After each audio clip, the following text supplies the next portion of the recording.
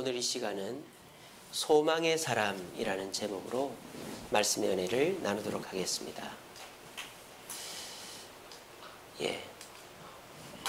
오늘 본문은 절망의 시대에 대한 이야기입니다.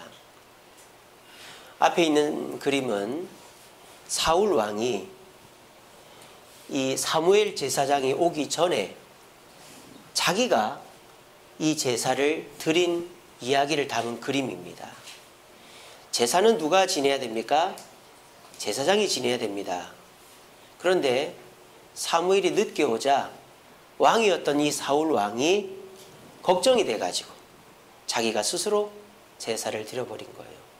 그래서 이 사무엘 제사장이 이 사울 왕을 야단치는 그런 그림입니다. 이 시대는 절망의 시대였습니다. 왜 절망의 시대였느냐? 정치적으로 이 사울 왕이 왕이었기 때문에 절망의 시대였습니다. 이 사울 왕은 이스라엘의 초대 왕이죠.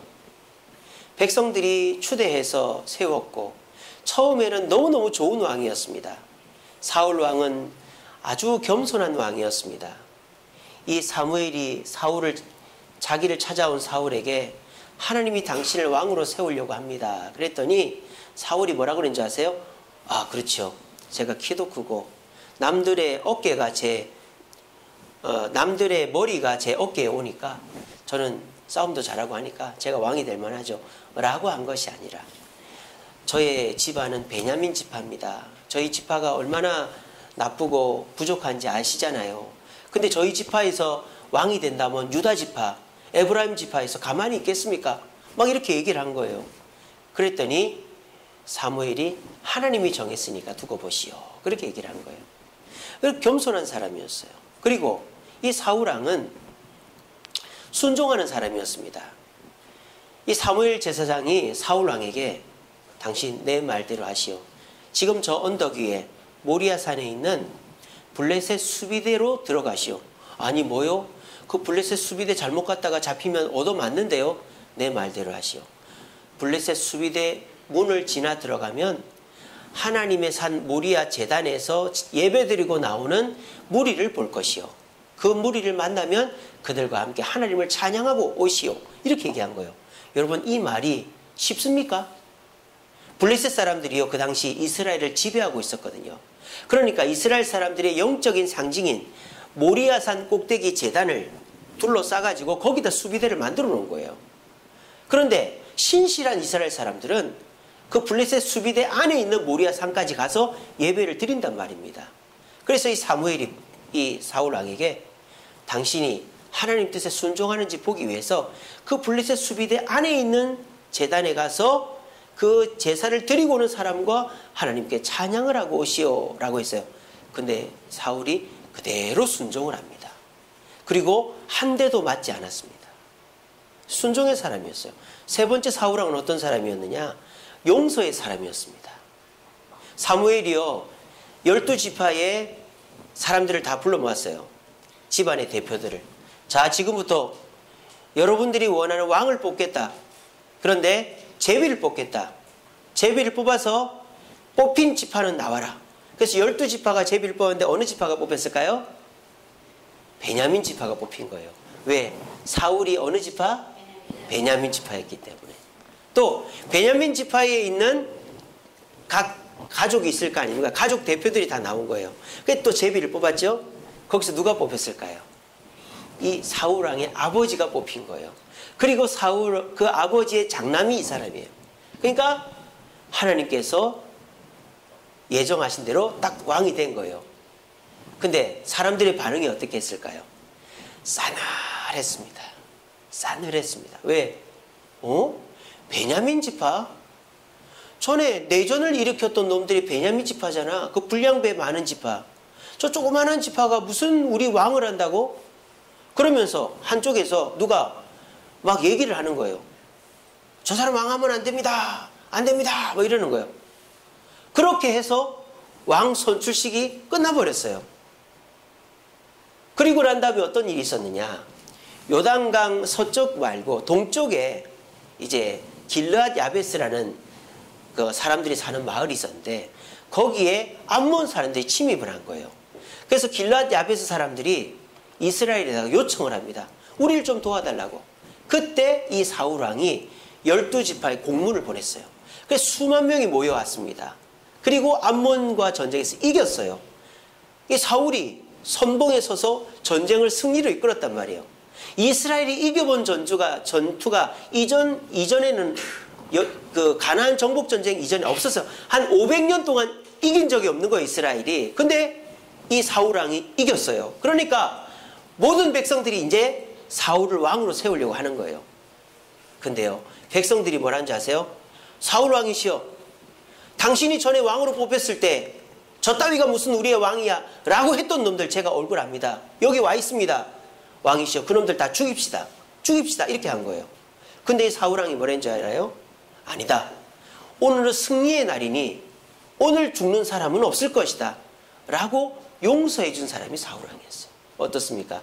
겸손하고 하나님 말씀에 순종하고 그리고 사람을 용서할 줄 아는 좋은 사람이었어요. 근데 이 사울 왕이 이 그림에 나오듯이 이렇게 교만해져서 타락해버리게 된 것입니다. 사울은 이 실수만 한 것이 아닙니다. 사울이요, 이상한 명령을 내려요. 14장 24절에 보면 이런 말이 있습니다. 이날에 이스라엘 백성들이 피곤하였으니 이는 사울이 백성에게 맹세시켜 경계하여 이르기를 저녁 곧 내가 내 원수에게 보복할 때까지 아무 음식이든지 먹는 자는 저주를 받을지어다 라고 했어요. 그러니까 백성들한테 뭐 하지 마라? 먹지 마라 그랬어요. 아니, 전쟁하는 사람들 먹여야 될 거 아니에요. 이상한 명령이죠. 여러분, 이런 것들이 옛날에 있었어요. 옛날에 우리 김동천 장로님은 그랬을 거예요. 운동할 때요, 옛날에는 운동하는 중에 물 먹어도 된다고 그랬습니까? 안 된다고 그랬습니까? 안 된다고 그랬죠, 장로님. 옛날에는 운동할 때 물 먹으면 안 된다고 그랬어요. 근데 그게 얼마나 나쁜 잘못된 상식입니까? 요즘은 운동할 때 물 먹으면 됩니까? 안 됩니까? 당연히 물을 먹어야죠. 물을 먹어서 땀을 배출해야죠. 그러니까 옛날에는 이제 체중을 줄이고 뭐 이제 그러다 보니까 물을 먹지 말라고 그랬어요. 마찬가지로 이 사울 왕이요, 전쟁하는 백성들한테 음식을 먹지 말라고 그러는 거예요. 먹어요, 전쟁을 하는데. 그리고요, 음식을 먹는 자는 죽인다고 그랬어요. 여러분, 이 비슷한 명령 내린 사람 기억 안 납니까? 사사 중에서 어떤 사람 기억납니까? 입시입니다. 입시. 그렇죠. 입다. 입다라는 사사가 어떻게 합니까? 율법을 제대로 모르는 거예요, 입다가. 그러니까는 자기가 좀 잘해보려고 이 전투에서 내가 이기고 돌아올 때 제일 먼저 나오는 사람을 하나님께 드리겠다고 한 거예요. 하나님이 그런 거 받으시겠습니까? 그런데 세상에 제일 먼저 누가 나옵니까? 자기의 딸이 나온 거예요. 약속을 했는데 어떻게 하겠어요? 그 딸을 하나님께 산채로 제물로 바친 거예요. 지금 이 사울 왕이 그런 짓을 하고 있는 거예요. 근데요, 여러분, 얼마나 기구한 운명인지 사울 왕이 아무도 음식을 먹지 말라 했는데 한 명이 딱 먹었어. 그 사람이 누굴까요? 이 사람의 큰아들 요나단이었어요. 왜? 요나단은 그 말을 듣지를 못했어요. 그래가지고 바위 사이에 있는 벌집에서 꼬챙이로 벌집 꿀을 딱 찍어가지고 핥아먹은 거예요. 그걸 백성들이 보고 왕한테 고자질한 거예요. 왕이시여, 당신의 아들 요나단이 음식을 먹었습니다. 이제 우리 먹어도 되죠? 그러면서 백성들이 어떻게 한 줄 알아요? 세상에 약탈해온 양이나 소를요, 뜯어먹었어요.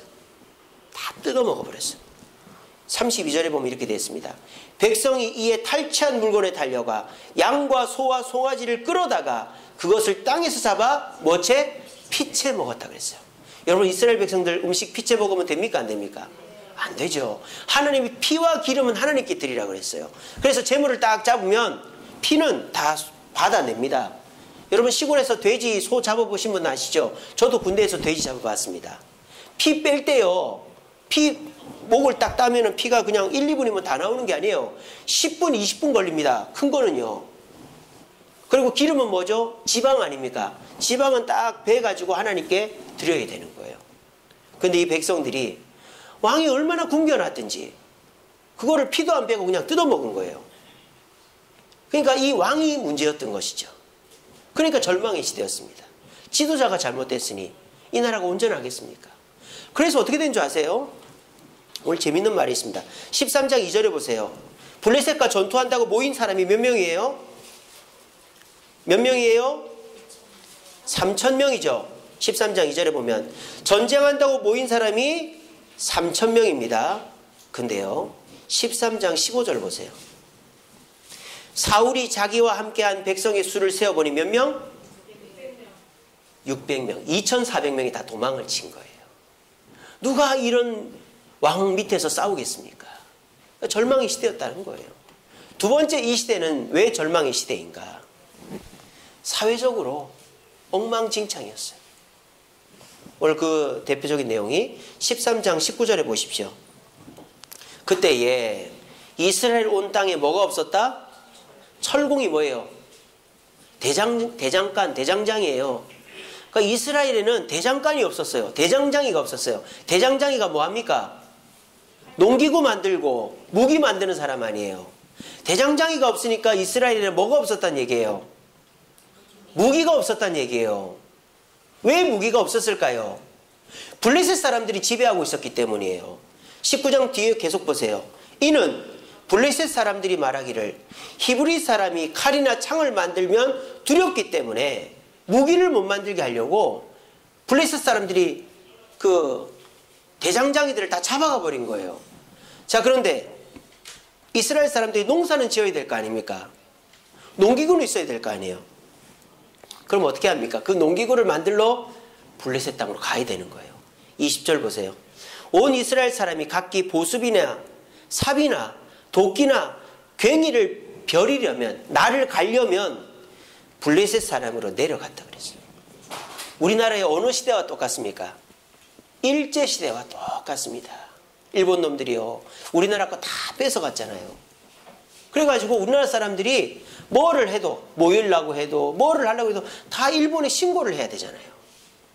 그러니까 지금 이 이스라엘은 사회적으로 독립하지도 않고 자유도 없고 블레셋의 지배 아래에 있는 굉장히 불안한 시대인 거예요. 우리가 일제시대를 생각해 보세요. 일본 순사가 막 집안에 딸들을 끌고 갑니다. 일본 순사가 집안에 아들들을 끌고 가서 강제징용을 합니다. 우리 집안에는 녹그릇 밥그릇 다 훔쳐갑니다. 사람들이 얼마나 불안하겠어요. 그러니까 산으로 들어가고 막 숨기고 뭐 그렇게 도망다니면서 불안한 시대였잖아요. 이 시대가 그랬다는 거예요. 사회적으로 굉장히 불안한 시대였다. 마지막으로 이 시대는 왜 절망의 시대냐? 영적으로도 절망이었다.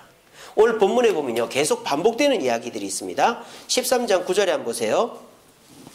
사울이 이르되 번제와 화목제를 드리자. 여러분, 번제와 화목제 드리는 게 좋은 거예요, 나쁜 거예요? 좋은 거죠. 번제와 화목제를 드리자입니다. 두 번째, 14장 34절 한번 보세요. 14장 34절. 또 사울이 이르되 너희는 백성 중에 흩어져 다니며 그들에게 이르기를 사람이 각기 소나 양을 이리로 끌어다가 여기서 잡아먹되 피채로 먹어 뭐 하지 마라? 여호와께 범죄하지 마라. 여호와라는 이름을 지금 언급을 합니다. 좋은 거죠. 또 35절도 보세요. 사울이 여호와를 위하여 제단을 쌓았다라고 그랬어요. 그러니까 지금 이 이스라엘 백성들, 사울 왕은 하나님께 제사도 드렸고 하나님의 이름을 들먹이면서 하나님의 도움도 받고 자신을 가다듬으려고 했단 말이에요. 근데 정작 하나님은 반응이 없습니다. 14장 37절 보세요. 사울이 하나님께 묻자오되 내가 블레셋 사람들을 추격하리이까 주께서 그들을 이스라엘 손에 넘기시겠나이까 하되 모세나 여호수아가 이렇게 하면 하나님이 그렇게 해라라고 했단 말이에요. 그 다음 뭐라고 되어 있습니까? 그날에 대답하지 아니하신지라. 웃기지 않습니까? 백성들은 하나님 하나님 하나님 하면서 제사도 드리고 헌금도 하고 봉사도 하고 심지어 전쟁까지 따라 나왔는데, 그리고 하나님께 번제도 드리고 화목제도 드렸는데 하나님은 대답을 하지 않단 말이에요. 이건 뭔 뜻입니까? 백성들이 하나님의 뜻대로 제사하지 않고 하나님의 뜻대로 행하지 않으면서 주여 주여 이름만 불렀다라는 것입니다. 그러니까 이 시대가 하나님을 찾아도 영적으로 어두운 시대라는 것이죠. 그래서 이 사울 왕 때는 정치적으로 절망의 시대였고, 사회적으로 절망의 시대였고, 영적으로 절망의 시대였다는 것입니다. 여러분, 이거 보니까 어느 시대랑 닮은 것 같지 않습니까?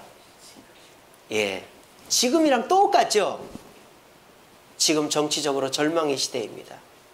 미국과 북한이 틀어지고 개성연락사무소를 무단 탈퇴하면서 700억을 들여서 만들어 놓은 그 개성사무소가 이제 그냥 빈집이 돼버렸어요. 이제 남북 간의 평화가 끊어질 위기에 처해져 있습니다. 그리고 우리나라는 지금 뭡니까? 진보, 보수 이래가지고 나라가 두 개로 반으로 갈라져가지고 일을 안 합니다. 국회를 열어도 서로 싸우기만 하지 일을 안 해요. 이 나라는 정치적으로 절망의 시대입니다. 또 이 나라는 사회적으로 절망의 시대입니다. 지금 뉴스를 보십시오. 부모가 돈 때문에, 자녀가 돈 때문에 청부살인업자를 시켜서 부모를 쳐 죽이고, 그리고 퇴폐 유흥업소를 연예인과 경찰이 결탁해가지고 열었는데 거기에 누구까지 개입되어 있는지 지금 알 수가 없고, 그리고 이 나라 경제가 지금 땅바닥을 치고 있는데 정부에서는 경제가 좋다 좋다 좋다 라고만 말하고 있고, 사회적으로 너무나도 힘든 시대를 우리는 살고 있습니다. 영적으로도 어떻습니까? 교인이 1000만이고 전 세계로 제일 큰 교회 10개 중에 5, 6개가 우리나라에 있다고 하는데, 이 나라가 교회가 과연 세상으로부터 욕을 칭찬을 듣고 존경을 받고 있는지, 우리가 주여 주여 하는데 하나님은 이 나라 이 교회에게 응답을 해주시는지, 이 교회가 주님을 섬긴다고 하면서 목사들과 교회들이 타락하고 자기 밥그릇만 생기고 싸우는 영적인 타락의 시대에 우리는 살고 있습니다. 여러분 어떻게 하시겠습니까? 그냥 눈만 감고 계시겠습니까? 타조가 급하면 머리를 모래 속에 파묻는 것처럼 내 눈에 안 보이면 그만입니까? 여러분, 그러면 내 자식들은 어떻게 합니까? 내 후손들은 어떻게 합니까? 우리는 이 절망의 시대를 그냥 보내서는 안 됩니다.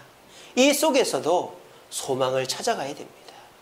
근데 저는 이렇게 생각합니다. 이 시대의 소망이 무엇일까? 정치인들이 바뀌고 대통령이 바뀌고 경기가 좋아지고 남북 간의 화해 무드가 다시 생기면 이 나라가 소망이 생길까? 저는 그렇게 생각하지 않습니다. 정치인들은 그 사람이 그 사람입니다. 다 똑같은 사람들이고요. 세상은 더 나빠지면 나빠졌지, 부모가 자식에게 효도하는 것은 이제 예수 믿는 사람 외에는 당연히 내가 이제는 부모가 병 걸리면 요양원 보내야지 그러는 시대가 돼버렸어요. 국가가 책임져야지 이런 시대가 돼버렸어요. 그리고 영적으로도 교회가 더 많이 싸우고 범죄하는 시대가 돼버렸어요. 우리는 이 세상의 정치인들이나 국가나 사회가 변화돼서 소망을 얻겠다 하면 절망 속에 살 수밖에 없습니다. 저는 이 시대의 소망은 바로 이 자리에 앉아있는 저와 여러분들에게 있다고 생각합니다. 아무도 아멘을 안 하시네. 예. 여러분들이 아무 가치가 없는 사람입니까? 여러분들 아무것도 못하는 사람입니까? 여러분들 이 세상에 쓸모없는 사람입니까? 그렇지 않잖아요. 저는 오늘 이 예배의 시간에 나오신 저와 여러분들이 이 시대를 바꾸고 우리 가정을 바꾸고 우리 주세움교회를 바꿀 수 있는 소망의 사람들이라고 저는 믿습니다. 오늘 말씀을 잘 들어보십시오. 너무너무 절망에 빠져 있다 보니까 내가 뭘 할 수 있겠나? 내가 이 시대에 뭘 할 수 있겠나? 내가 해서 뭐가 변화가 되겠나? 나는 몸이 안 좋은데, 나는 직장도 변변하지 못한데, 나는 잘하는 것도 없는데 내가 이 시대에 무슨 소망을 줄 수 있겠나? 이 가정에, 우리 교회에 무슨 소망을 줄 수 있겠나 하는 생각을 하시겠지만, 오늘 말씀을 잘 들어보시면 그렇구나, 내가 돈도 없고 영향력도 없고 부족하지만 내가 오늘 말씀대로만 살면 내 가정에서, 내 교회에서, 이 나라에서 소망이 될 수 있겠구나 하는 확신을 가지시고 우리 모두가 이 시대의 소망으로 살아갈 수 있는 저와 여러분 되기를 간절히 바랍니다. 오늘 이 절망의 시대에 소망으로 나타난 사람이 있는데 그 사람이 누구냐? 오늘 본문에 나오는 요나단입니다. 요나단은 아까 말씀드린다시피 사울의 첫째 아들이죠. 근데 이 요나단이 아버지도 꿈쩍도 하지 않고 아무 장수들도 움직이지 않는 상황에서 오늘 본문에 나오는 것처럼 블레셋 수비대를 공격을 했습니다. 쉽게 말하면 이런 거예요. 이쪽에 이스라엘 진지가 평지에 있어요. 그럼 여기 높은 언덕이 있단 말이에요. 이 언덕 위에 블레셋 사람들이 수비대를 만들어 놨어요. 이게 지켜보는 거죠. 그러니까 여기를 점령했다는 것은 블레셋이 유리하다는 거예요. 그리고 이 언덕 너머 들판에 블레셋 군대 수만 명이 있는 거예요.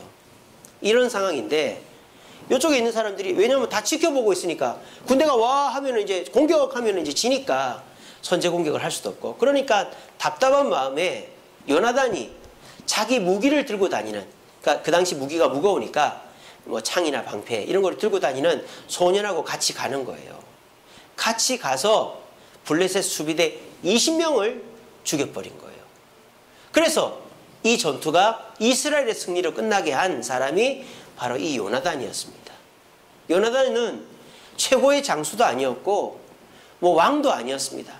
그런데 이 요나단이 선제 공격을 해서 이겼고 이 요나단이 다윗을 피신시켜줘서 사울 왕 다음 다윗이 왕이 될 수 있었습니다. 그러므로 이 요나단은 절망의 시대를 이제 희망의 시대로 연결시켜주는 소망이 된 사람이 이 요나단이었다라는 거예요. 그러면 오늘 이 자리에 오신 저와 여러분들이 이 요나단처럼 소망이 되려면 어떻게 해야 되느냐? 나도 무슨 장군이 돼야 되느냐? 돈이 많아야 되느냐? 몸이 건강해서 싸워야 되느냐? 그게 아닙니다. 오늘 이 요나단이 이스라엘의 소망이 된 이유는 세 가지입니다. 여러분들에게도 이것만 있으면 됩니다. 첫 번째는 열정입니다. 열정. 오늘 보면 15절에 보십시오. 6절에 보십시오. 14장 6절입니다. 요나단이 자기 무기 든 소년에게 이르되 우리가 이 할례받지 않은 자들에게도 건너가자 이랬습니다. 할례받지 않은 자들에게로 가자. 그 다음 넘어가서 끝에 보면 여호와의 구원은 사람이 많고 적음에 있지 않다라고 그랬습니다. 그러니까 요나단은요 아무도 움직이지 않는데 자기하고 자기 부하만 딱 때리고 움직인 거예요. 왜? 요나단은 열정이 있었어요. 열정. 근데 이 열정이라는 것이요 아무 근거 없이 하면은 그는 무모한 게 되는 것이죠. 내가 능력도 없고 방법도 없으면서 그냥 냅다 들이받으면 돈키호테가 되는 것입니다.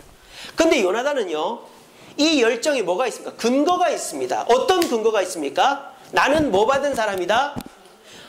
할례 받은 사람이라는 거예요. 그리고 저 언덕 위에 있는 놈들, 저 평지에 있는 놈들은 어떤 놈들이다? 할례를 못 받은 놈들이라는 거예요. 이건 뭔 뜻입니까? 나는 하나님의 자녀라는 거예요. 나는 하나님의 백성이라는 거예요. 그리고 요나단은 현실을 분명히 알고 있습니다. 현실은 무엇입니까? 사람이 적다라는 거예요. 지금 너하고 나 둘이라는 거예요. 그렇지 않습니까? 그런데 이 요나단은 뭐라고 얘기합니까? 여호와의 구원은 사람이 많고 적음에 있지 않다라고 얘기하는 겁니다. 요나단의 열정은 근거 없는 무식함에서 나오는 무대포 정신이 아니라 정확한 근거와 판단 속에 있었습니다. 그 근거는 무엇입니까? 나는 하나님의 자녀라는 것입니다. 여러분들의 마음속에 내가 하나님의 자녀이기 때문에 내가 하는 일은 승리가 될 줄로 여러분 믿으십니까? 그 믿음이 없으면 우리는 승리할 수가 없습니다. 내가 돈이 많아야 높은 자리에 가야 남들만큼은 잘해야 여기서 넘어갈 수 있고 승리할 수 있다라고 말한다면 여러분들은 여러분 실력으로 승리하는 거예요. 하지만 우리가 그렇게 될 수가 없잖아요. 남들보다 돈이 많을 수도 없고 남들보다 뛰어나기도 쉽지 않잖아요. 그럼 우리는 어떻게 해야 됩니까? 맨날 이 모양 이 꼴로만 살아야 됩니까? 맨날 패배만 해야 됩니까? 그렇지 않다라는 것입니다. 우리에게 진짜 중요한 것은 무엇입니까? 나는 할례 받은 자, 하나님의 자녀라는 것입니다. 여러분 왜 예수를 믿습니까? 왜 예수를 믿습니까?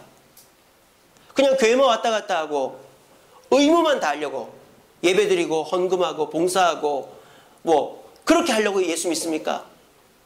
여러분, 예수 믿는 이유가 무엇입니까? 하나님께 도움을 받으려고 믿는 거 아닙니까? 하나님은 누구를 도와주십니까? 누구를 구원하십니까? 자기 백성을 구원하시는 것입니다. 자기를 따르는 자를 구원하시는 것입니다. 하나님 앞에 기도하는 자를 구원하시는 것입니다. 그런데 하나님을 따르지도 않고 구하지도 않으면 어떻게 우리가 예수 믿는 의미가 있다라는 말입니까? 오늘 이 자리에 나오신 저와 여러분, 일주일 동안에 어려움이 많았을 줄로 제가 예상합니다. 얼마나 어려운 일이 많으셨습니까? 근데 정작 여러분들이 하나님을 불러본 적이 몇 번이나 있습니까? 하나님 도와주세요. 하나님 힘듭니다. 하나님 답답합니다. 라고 해본 적이 몇 번이나 있습니까?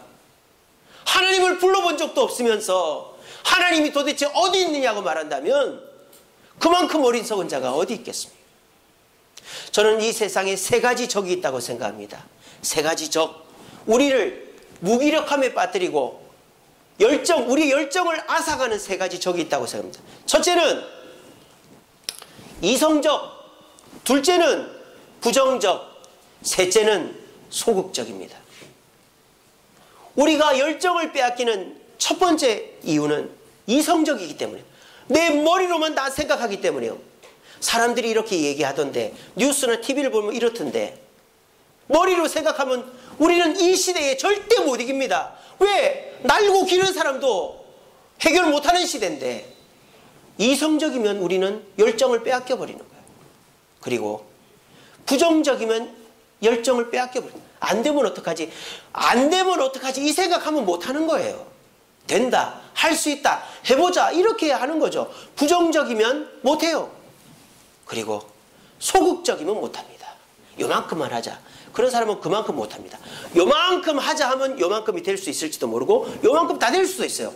그런데 애초부터 요만큼만 하자 그러면 그 사람은 아무것도 못하는 거예요. 이 시대에 우리 열정을 앗아가는 적 세 가지입니다. 이성적, 부정적, 소극적.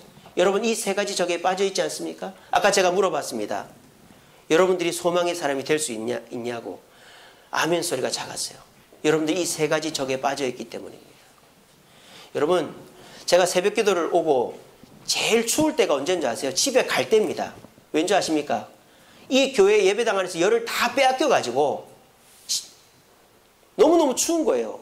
여러분들이야 새벽 기도 오시는 분들이 파카를 입고 다 오시면, 저는 이제 양복이고 얇은 거 하나 입고 이제 딱 설교하고 기도하고, 그러니까 한 시간 정도를 이렇게 있단 말이에요. 그러니까 이제 운행 갔다 오고 집에 갈 때 너무너무 추운 거예요. 또 새벽 6시가 제일 추운 시간이잖아요. 해 뜨기 전이.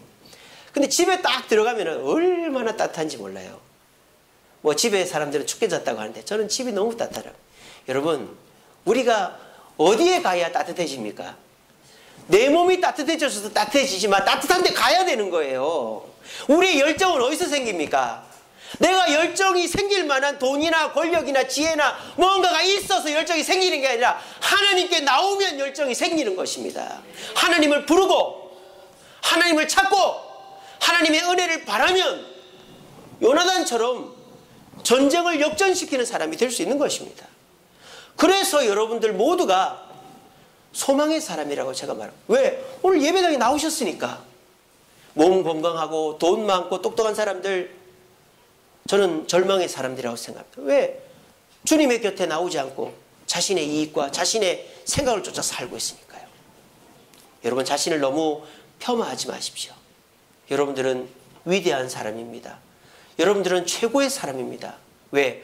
우리 하나님이 위대하고 우리 하나님이 최고니까 그 하나님의 자녀인 내가 위대한 사람, 최고의 사람 아니겠습니까? 그 자신감을 갖고 살면 우리는 소망의 사람이 될 수 있습니다. 여러분, 이 확신 가운데서 주님 안에서 하나님의 자녀임을 확인하고, 사람의 많고 적음, 세상의 기준은 내가 부족해도 하나님의 자녀이기 때문에 나는 승리할 수 있다는 열정으로 여러분 승리하셔서 소망의 사람으로 역할을 할 수 있는 저와 여러분 되기를 간절히 바랍니다. 두 번째로, 요나단이 소망의 사람이 될 수 있었던 이유는 믿음이었습니다. 믿음. 근데 여러분이 오늘 보면요, 요나단의 믿음이 너무 형편이 없어요. 16절 중간에 보십시오. 여호와께서 우리를 위하여 일하실 것이다. 이것도 아니고 여호와께서 우리를 위하여 일하실 줄 믿는다. 이것도 아니고 여호와께서 일하신다고 하셨다도 아니고 뭐라고 돼 있어요? 일하실까 하노라 이렇게 해놨어요. 여러분 이게 진짜 제대로 된 믿음입니까? 일을 하실지 안 하실지 모르겠지만 일을 하시면 좋을 것 같아. 이런 거예요. 근데 여러분 이게 얼마나 강력한 믿음인지 몰라요. 제가 예를 들어볼까요? 우리 남자 성도님들 여러분 부인을 사귈 때 또는 지금의 부인이 아닌 다른 여자를 사귈 때 떠올리기도 싫습니까? 예, 한번 떠올려 보십시오. 내가 너무 좋아하는 여자예요. 근데 맨날 코웃음만 쳐. 꽃다발을 사줘도 반지를 사줘도 옷을 사줘도 좋아 사랑해 우리 결혼하자 이런 말을 안 해요. 그러니까 이 남자들이 애가 타는 거예요. 저 여자는 언제 나를 좋아한다고 말할까? 저 여자는 언제 나한테 자기 마음을 표현할까? 막 애가 타는 거예요. 그래서 이 남자들이 어떻게 합니까? 또 월급 탈탈 털어가 선물을 사주면서 자기 이거 어때? 그러면 여자가 어머 자기 너무 좋아 자기 나 사랑하지 나 결혼해줄게 이러면 되는데 여자 그러지 않단 말이에요. 그러니까 남자가 주면서 여보 이거 여보래 자기 이거 마음에 들어? 그러면 여자가 응 이렇게 만나면 남자는 마음이 막 찢어지는 거예요. 이거를 좋아한다 그래서 응 한마디 했을 뿐인데 거기다 막 소설을 쓰는 거예요. 그래 맞아 저 여자가 지금까지 내 선물을 받고 한 번도 기쁘다는 말을 안 했는데 오늘 응이라고 한 걸 보니까 저 여자는 나를 사랑하는 거야. 나를 사랑할 뿐만 아니라 나랑 결혼할 마음도 있는 거야. 아마 저 여자가 지금 자기 부모님한테 다 얘기해놨을걸. 친구들이 남자들은 그렇게 그럽니다. 저도 소설을 썼거든요.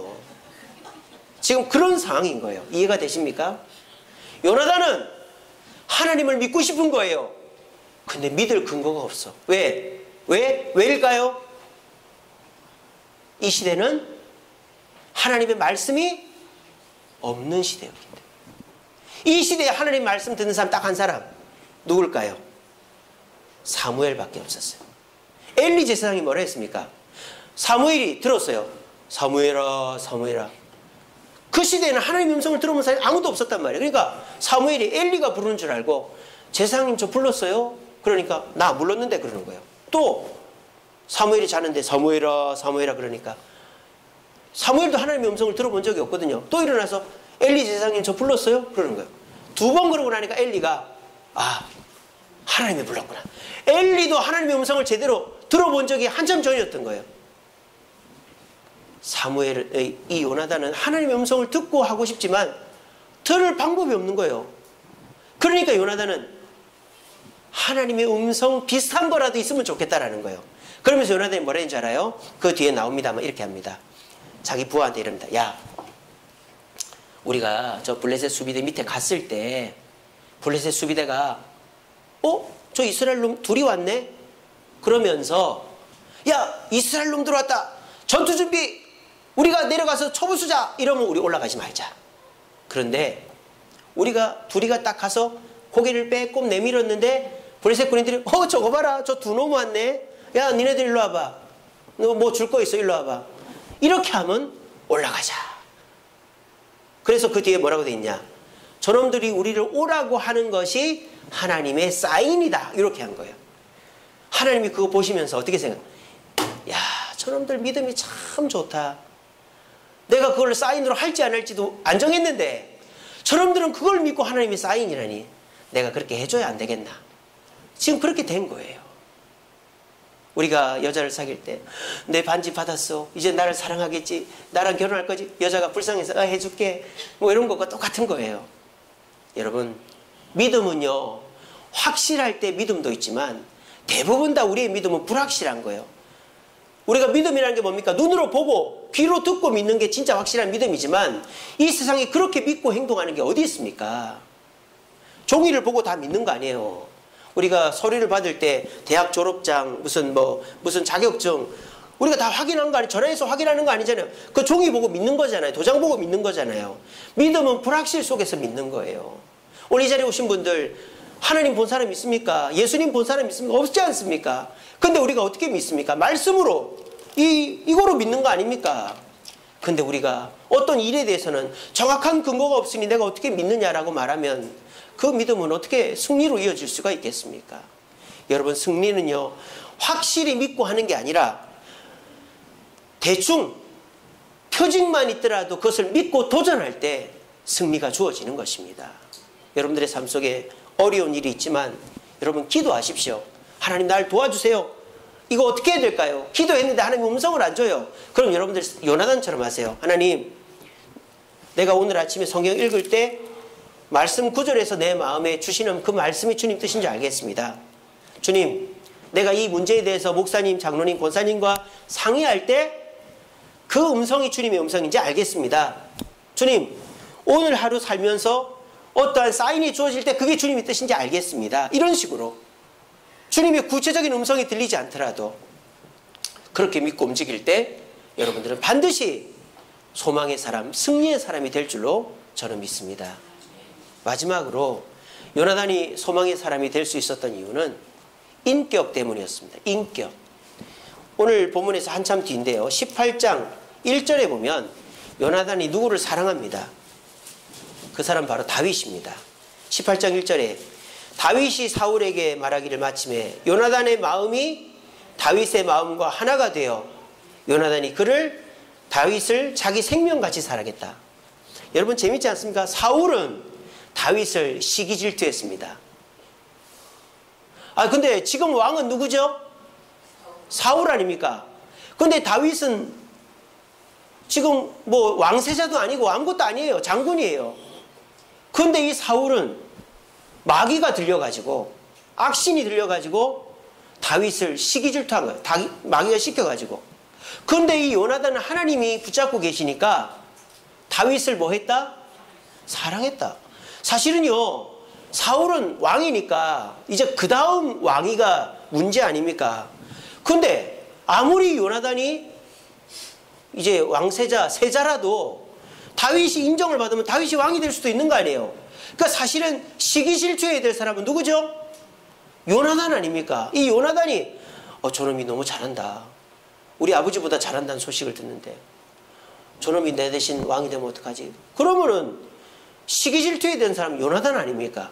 그런데 성령이 마음에 계시니까 다윗을 사랑해버린 거예요. 그러므로 이 요나단은 소망의 사람이 될 수 있는 것입니다. 여러분, 승리는 누가 이끕니까? 사람이 이끕니다. 하지만 그 승리를 완성시키는 것은 혼자 할 수 없어요. 함께 해야 되는 거예요. 혼자 하려면 지쳐서 쓰러지는 거예요. 소망의 사람이 되려면 주변에 사람이 많아야 돼요. 나와 함께하는 사람. 근데요, 사람이 많으려면 어떻게 됩니까? 이해를 해줘야 돼요. 이해를. 늦게 와도 이해해주고, 실수를 해도 이해를 해주고, 내 뜻과 달라도 이해를 해주고, 문제가 있어서 이해를 해줘야 사람들이 나랑 같이 오지. 늦게 온다고 너는 오지 마. 문제 있다고 너는 오지 마. 실수했다고 너는 오지 마. 또 뭐 잘못했다고 저 사람 잘못했으니까 쫓아냅시다. 이러면은 안 되는 거예요. 소망을, 승리를 이룰 수가 없는 거예요. 근데 이 요나단은 다윗을 보호해 주었던 거예요. 아버지가 사울 왕이 다윗을 죽이려고 하는지 안 하는지를 확인시켜 준 사람이 요나단이에요. 오늘 자리에 계신 분들, 이 시대가 어렵습니다. 우리 가정도 어렵습니다. 근데 다들 보면요, 너무 어려우니까 신경이 날카로워져 있어요. 그래서 사람들한테 자꾸 험한 말이 나갑니다. 실수만 지적합니다. 문제만 봅니다. 그러면 우리 다 같이 망하는 거예요. 이럴 때일수록 우리가 부정적인 것은 뒤로 감춰주고 긍정적인 면, 잘하는 면을 칭찬하고 격려해 주어야 우리는 같이 승리할 수 있는 것입니다. 우리 가정도 마찬가지고 교회도 마찬가지고 이 나라도 마찬가지죠. 근데 지금 이 나라에 소망이 없는 이유가 뭡니까? 칭찬이란 다 적폐래. 다 죽어야 된대요. 이 시대가 소망이 있으려면 인격을 갖춘 저와 여러분들이 칭찬해 주는 것에서부터 시작되는 것입니다. 제가 친구들 모임에 가면요, 다 욕해요. 직장 상사 욕하고, 마누라 욕하고, 자식 욕하고, 뭐 부모 욕하고, 형제. 칭찬하는 사람이 아무도 없어요. 저는 그 속에서 한 말도 못합니다. 제가 오늘 저녁 때도 저희 그 고향 친구들 만나러 가는데 또 뭐라고 얘기를 할지 모르겠어요. 저는 얘기하면 그래도 우리 가정은 좋다, 우리 교회는 좋다, 우리 뭐 내 주변은 좋다. 저는 그 말밖에 할 게 없는데 다 욕만 하고 있으니까 제가 말할 게 없는 거예요. 여러분들은 어떻습니까? 여러분들은 사람을 만나면 어떻게 얘기하십니까? 여러분, 소망의 사람은 남을 칭찬할 수 있는 인격, 문제를 덮어줄 수 있는 인격을 갖춰야 됩니다. 우리 모두 사람을 세워주고 덮어주고 용서해주는 인격으로 우리 가정을, 교회를, 우리 나라를 소망의 길로 이끌 수 있는 저와 여러분 되기를 간절히 바랍니다. 이렇게 했더니 어떻게 됐다? 큰 떨림이 있었다. 어디에? 블레셋 진영에. 14장 15절에 보니까 들에 있는 진영과 모든 백성이 공포에 떨고 부대와 노략군들도 떨며 땅도 진동하였고 이는 큰 떨림이었다. 하나님께서 수비대 20명 죽어나가는 걸 보고 블레셋 군대를 모두 두려움에 떨게 만들었다는 겁니다. 몇 사람 아닌데 두 사람이 그렇게 한 거예요. 오늘 이 자리에 모이신 저와 여러분, 여러분들은 소망의 사람입니다. 돈이 많아서, 권력이 있어서, 똑똑해서가 아닙니다. 여러분들이 이 자리에 왔기 때문에 여러분은 소망의 사람입니다. 하나님의 자녀이기 때문에, 하나님의 말씀을 듣고 이 시간 결심하기 때문에 여러분은 소망의 사람입니다. 여러분, 오늘 이 말씀이 현실화되려면 믿음을 가지십시오. 하나님의 음성을 듣고 믿음을 가질 수도 있겠지만 하나님께 기도하십시오. 주여, 저의 이 문제가 있습니다. 근데 주님이 음성을 안 주시네요. 근데 제가 성경을 읽을 때 첫 번째 나오는 그 구절로 제가 하나님의 뜻을 삼겠습니다. 그대로 하겠습니다. 하나님, 내가 상담하는 그 사람의 권면이 하나님 뜻인 줄 믿겠습니다. 하나님, 하나님께서 저에게 어떤 사인을 주시더라도 그 사인을 표정으로 믿겠습니다. 그렇게 믿음을 가지십시오. 그리고 사람들을 귀하게 여기십시오. 혼자 승리할 수 없습니다. 직원들을, 가족을, 지인들을, 성도를 잃어버리지 마십시오. 부정적이고 문제 있는 건 덮어주시고 감싸주십시오. 그럼 여러분들은 소망의 사람이 되는 거예요.